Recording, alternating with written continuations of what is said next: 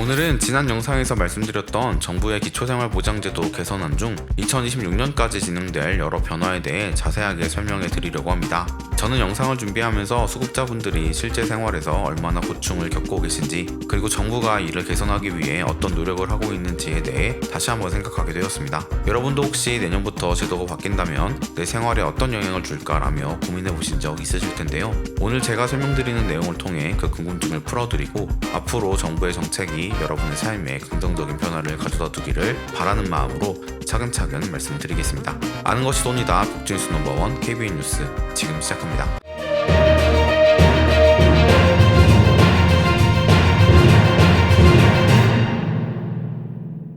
먼저 지난 영상에서는 정부가 2026년까지 기초생활보장제도를 어떻게 개선할 것인지 3가지 주요 항목을 소개해드렸었는데요. 오늘은 그 내용을 4가지 항목으로 자세히 다뤄보겠습니다. 기억해주실 점은 제가 처음 한덕수 국무총리의 발표 내용을 인용하며 내년도 생계급여 선정 기준이 기준 중위소득 35% 수준으로 설정될 수도 있다고 말씀드렸었는데요. 그런데 지난 1월 보건복지부에서 이와 관련된 계획을 2027년 목표로 추진하겠다고 발표하면서 앞으로는 35%가 아니라 33%나 34% 정도가 될 것으로 예상된다는 점입니다. 오늘은 그런 배경과 함께 의료급여 본인부담금 조정, 예방형 재가 의료급여 사업 검토, 임차급여 기준 임대료 현실화, 그리고 주거용 재산 기준 완화까지 정부가 발표한 여러 개선안을 차례대로 설명해 드리겠습니다. 먼저 의료급여 본인부담금 조정에 대해 말씀드리겠습니다. 정부는 2023년 제3차 기초생활보장 종합계획 발표 이후 2025년부터 외래 본인부담률 조정 방안을 마련하여 시행하기로 했습니다.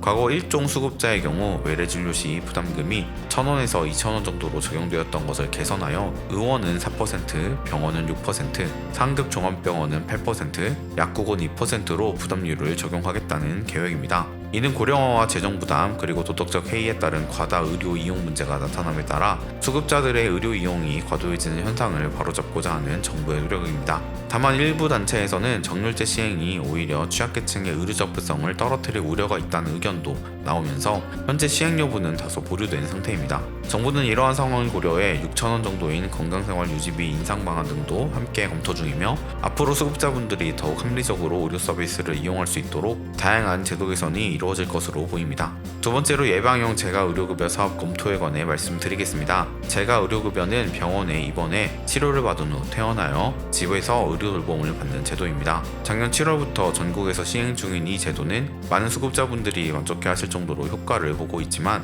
일부에서는 의료급여 예산 절감을 위한 수단이 아니냐는 우려도 제기되고 있습니다. 정부는 올해 각 지자체와 협력하여 지역 특성에 맞춘 의료급여 지자체 특화 모델 개발을 추진하고 있습니다. 나아가 예방형 재가 의료급여 사업을 검토함으로써 아프기 전에 의사나 간호사가 직접 가정을 방문하여 장기적으로 건강 상태를 체크하고 생활지원 서비스를 제공하는 체계를 마련하려고 합니다. 이는 단순히 아플 때 치료를 받는 것을 넘어서 수급자분들이 건강을 유지하고 질병을 예방할 수 있도록 돕기 위한 혁신적인 시도로 보입니다. 세 번째로 임차급여 기준 임대료 현실화에 대해 말씀드리겠습니다. 현재 정부는 주거급여 수급자분들께 매달 일정 금액의 임차료를 지원하고 있으나 최저 주거기준 시장 임대료에 비해 약 75% 수준에 머무르고 있어 실제 지원 금액의 차이가 발생하고 있습니다. 지난 2021년과 2022년의 임대료 급등으로 인해 이러한 격차가 더욱 심화되었고 정부는 이를 해결하기 위해 임대차 시장의 변동성을 고려 수급가구 증가 및 재정 여건 등을 종합적으로 검토하여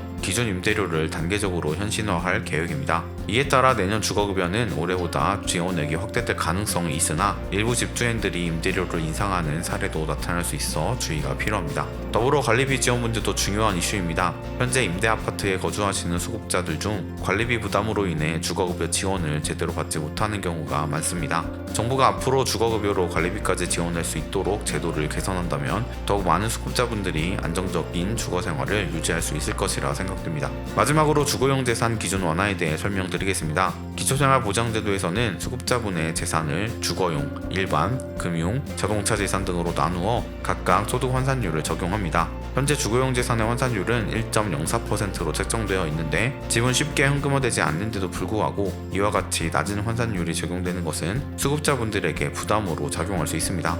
반면 금융재산의 월 소득 환산율은 6.62%로 이 수치가 높아 실제 연소득으로 환산하면 굉장히 큰 금액이 되어버립니다. 정부는 이러한 문제점을 인식하고 주거용 재산에 대한 소득 환산율을 인하하고 기본재산 공제액을 완화하는 방안을 추진 중입니다. 이를 통해 수급자분들이 주거와 관련된 재산 때문에 불필요하게 지원 대상에서 탈락하거나 지원 금액이 줄어드는 사례를 방지하고 보다 안정적인 생활을 영위할 수 있도록 돕고자 합니다. 오늘은 정부가 2026년까지 기초생활보장제도에 대해 추진할 여러 개선안, 즉 의료급여 본인부담금 조정, 예방형 재가 의료급여 사업 검토, 임차급여 기준 임대료 현실화, 그리고 주거용 재산 기준 완화에 대해 상세히 말씀드렸습니다. 정부의 이번 발표는 각 제도가 실제 수급자분들의 생활에 어떤 영향을 미치는지 고민하여 마련한 것이로 개선안이 잘 시행된다면 많은 수급자분들이 실질적인 도움을 받을 수 있을 것입니다. 물론 이에 대해 찬반 양론이 있을 수 있지만 앞으로 정부가 충분한 검토와 조정을 통해 보다 합리적인 방향으로 제도를 보완해 나가길 기대합니다.